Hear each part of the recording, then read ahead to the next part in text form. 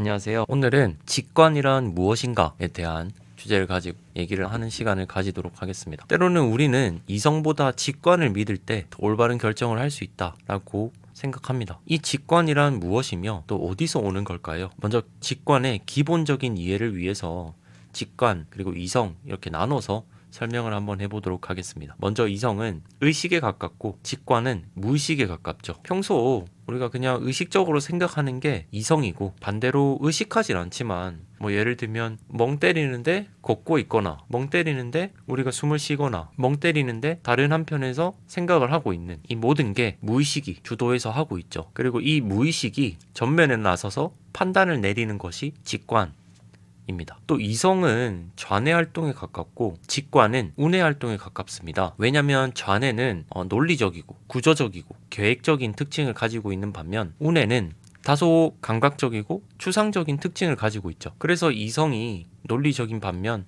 직관은 다소 왜 이런 생각을 했지? 나도 이해가 안 가는데 떠오르는 추상적이고 감각적인 특징을 가지고 있는 겁니다. 그래서 이성은 논리적이고 직관은 비논리적이죠. 또 이성은 과정이지만 직관은 순간입니다. 이성은 순차적인 과정과 설명으로 작동하지만 반면에 직관은 우리가 알아차리지 못하는 심연의 무의식이 움직여서 옛다 결론을 내 의식에 던져주는 거죠. 이미 판단을 해서. 그래서 우리가 보는 직관은 순간적으로 어느 순간 뚝 목소리를 내는 것으로 인식을 하죠. 그렇다면 이 직관과 헷갈리는 우리의 생각, 느낌, 감각은 어떤 게 있을까요? 이 스마일을 통해서 나눠서 알아볼 수 있는데요. 먼저 S, 자기 인식입니다. 감정적 사고, 예를 들어 편집증에 사로잡히거나 두려움이나 압박감을 느끼는 상태에서 우리 직관은 손상된다는 겁니다. 그래서 철저히 이성적인 사고를 할 수 있는 순간에만 직관이 제대로 발휘된다. 근데 이건 사실 이성도 똑같잖아요. 이성적인 사고를 하려면 차분하게 내 감정을 추스리고 생각을 해야 이성적 판단을 하는 것처럼 직관적 판단도 감정에 흔들리지 않는 상태에서 올바른 직관적 판단이 나온다 라는 거고, 그리고 두 번째 마스터리, 숙달입니다. 직관은 연습과 학습이 필요하다는 거죠. 그래서 처음 하는 일에는 직관이 작동되지 않는다라고 얘기를 합니다. 근데 이것 또한 이성이랑 똑같아요. 이성도 사실 우리가 이성적 사고를 어릴 때부터 쭉 해와서 발달이 된 거지. 그러니까 추리력, 사고력, 논리력도 계속 쓰면 쓸수록 발달을 하잖아요. 그것처럼 직관도 계속 쓰면 쓸수록 이제 발달된다 라고 얘기를 하고 있고, 그리고 세 번째 임펄스, 충동입니다. 흔히 충동과 중독을 직관과 오해할 수 있는데 엄연히 구별을 해야 된다는 거죠. 그래서 갑자기 과자를 먹고 싶어, 아이스크림을 먹고 싶어, 이런 욕구나 이런 생각은 사실 직관이 아니라는 거죠. 그리고 여기서 예를 들기를, 연어가 산란 시기가 되면 강의 상류로 이제 역류해서 올라가잖아요. 이런 선천적인 행동, 본능도 직관이 아니다 라고 얘기를 하고 있습니다. 그리고 네 번째 low possibility, 낮은 확률입니다. 낮은 확률의 사건도 직관이 아니다. 그러니까 비행기를 탔는데 갑자기 추락할 것 같아. 그래서 그 생각이 너무 반복적으로 엄습해 라든지, 꿈에서 좋은 번호가 나왔어, 길몽이라 해서 로또를 샀어. 근데 이 로또가 당첨이 될 것 같아. 그런 어찌 보면 망상 그리고 과대 걱정, 불안도 다 직관과는 무관하다 라고 얘기를 하고 있습니다. 그리고 마지막 다섯 번째 환경. 그러니까 직관은 익숙하고 예측 가능한 환경에서만 작동한다는 거죠. 그래서 내가 익숙하지 않은 상황, 처음 접하는 상황에서 드는 생각은 절대 올바른 직관의 판단이 아니라는 거죠. 그래서 절대 믿지 마라. 생소한 환경이나 생소한 걸 가지고 드는 생각은 그냥 그건 오만일 수 있다. 근데 이 환경의 내용은 아까 그 숙달의 내용과 좀 맞닿아 있죠. 숙달도 결국에 쓰면 쓸수록 발달돼서 올바른 직관이 나오고, 환경도 계속 그 환경에 속해서 익숙해져야만 내가 올바른 직관을 내릴 수 있다라고 얘기를 하고 있습니다. 그러면 이제 이 직관 그리고 이성에 대해서 여러 학자들의 주장이나 그 주장을 또 반박하는 또 다른 학자들의 주장을 한번 살펴보겠습니다. 먼저 노벨 경제학 수상자로 유명한 데니얼 카너만은 우리에게 두 가지 사고 체계가 있다고 얘기를 합니다. 첫 번째가 빠른 직관, 그리고 두 번째가 느린 추론, 즉 이성 이 두 가지가 존재한다라고 얘기를 해요. 그래서 직관은 빠른 특징을 가지고 있다. 카너만이 말하길. 그래서 위협적인 상황이나 갑작스러운 돌발 상황 대처를 하게 만드는 건 바로 이 직관 덕분이다 라는 거죠. 그래서 이 직관 덕분에 우리는 선조 시대 때부터 생존율을 높일 수 있었다. 하지만 이 직관은 다소 오류가 많이 존재한다 라고 얘기를 했고, 반대로 추론, 즉 이성은 좀 느린 게 특징이지만 아무래도 비판적 사고나 추론을 통해서 직관이 잡아내지 못한 사소한 오류들도 이 이성은 다 잡아내고 놓치지 않고 판단을 할 수 있다는 거죠. 그래서 잘못된 결정을 내릴 확률이 낮다라는 거죠.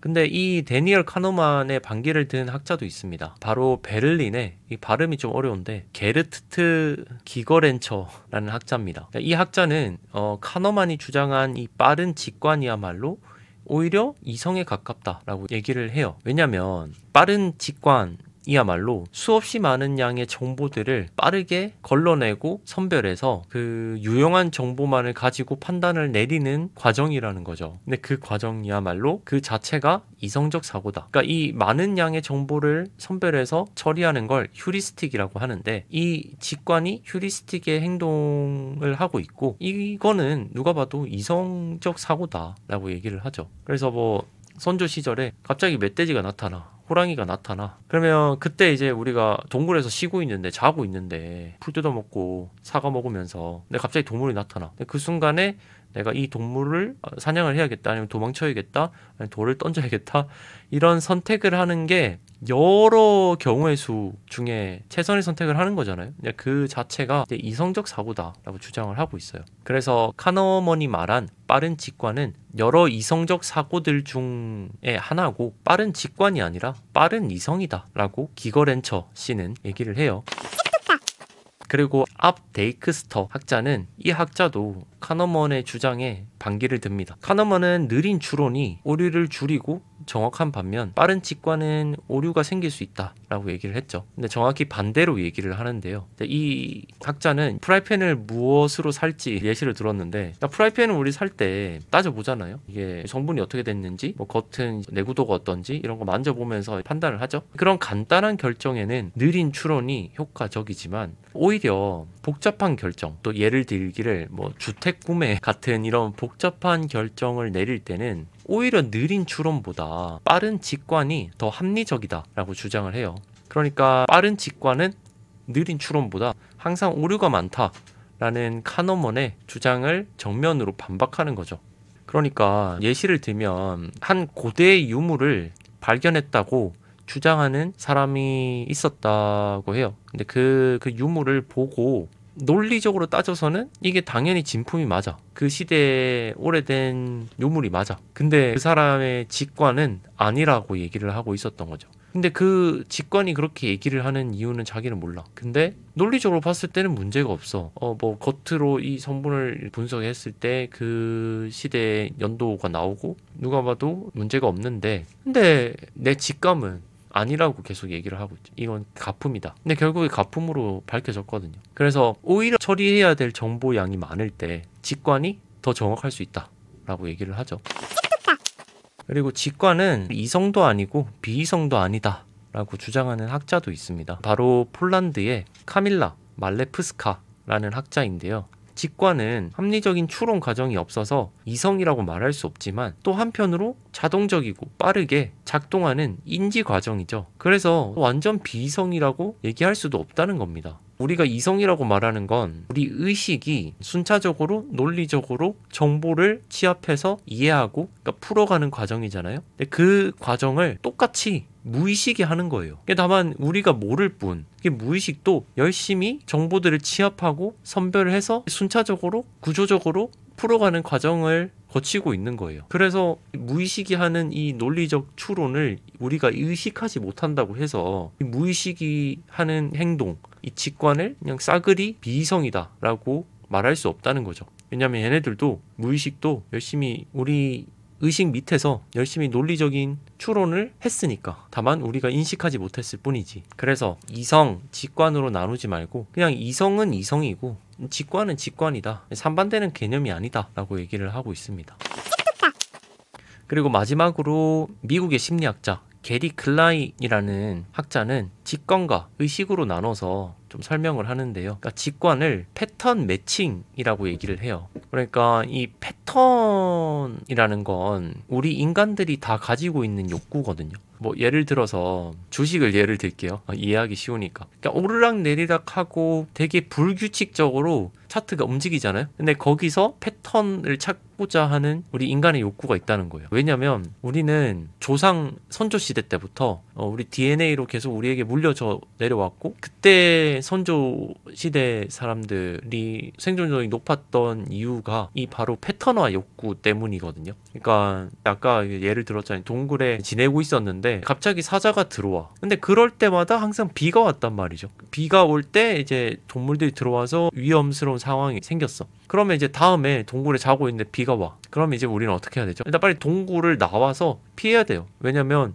이전처럼 동물이 들어올 확률이 높다 생각을 하는 거죠. 그렇게 패턴화하는 거예요. 비가 오면 동물이 우리가 머무는 동굴로 들어온다. 그렇게 패턴화를 해서 이제 미래를 예상하고 그 위험에 미리 대처할 수 있겠죠. 그래서 생존할 확률도 높아졌던 거고. 그래서 그 패턴화 욕구가 지금까지 남아 있는데 그 패턴을 찾는 과정 자체가 직관의 영역이라는 거예요. 그러니까 주식 차트를 보고 오르락 내리락 하겠다라는 그 패턴을 찾는 것도 이성의 영역이 아니라 직관의 영역이다 라고 얘기를 해요. 근데 다만 패턴 매칭이 끝나고 시뮬레이션을 하겠죠. 동굴에 있으면 비가 오면 동물이 와서 내가 이렇게 위협을 느끼고 이런 과정을 시뮬레이션 상상을 하겠죠. 근데 그 상상의 과정은 온전히 이제 의식의 영역이다 라는 거죠. 그러니까 패턴 매칭 자체는 무의식이 나서서 패턴 매칭을 하고 그게 맞나?